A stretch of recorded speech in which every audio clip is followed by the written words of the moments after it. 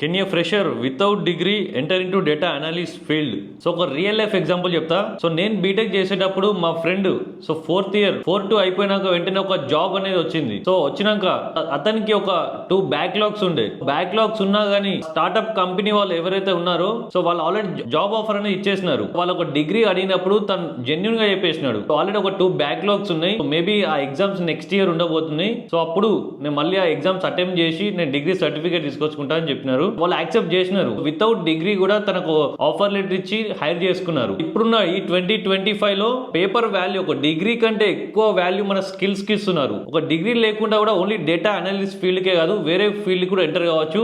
So ఇప్పుడు skills అనేది చాలా మ్యాటర్ అయిపోయింది. ఓన్లీ ఒక ఎంఎన్సీస్ కాకుండా స్టార్ట్అప్స్ వాళ్ళైతే ఎక్కువగా డిగ్రీ లేకపోయినా స్కిల్స్ ని చూసి జస్ట్ ఆఫర్ లెటర్ అనేది ఇస్తున్నారు. మొత్తానికి అసలు డిగ్రీయే లేకుండా మరి ఎంటర్ కావచ్చా అంటే కంప్లీట్ గా మనం 100% అని చెప్పరాదు. సో బట్ కొన్ని కంపెనీస్ లైక్ స్టార్ట్అప్స్ ఏవైతే ఉన్నాయో సో వాళ్ళు డిగ్రీ లేకుండా సో వాళ్ళకు ఒక రిక్వైర్మెంట్ కావాలి, ఈ స్కిల్స్ ఉన్న పర్టికులర్ క్యాండిడేట్ కావాలనుకున్నప్పుడు దే కెన్ హైర్.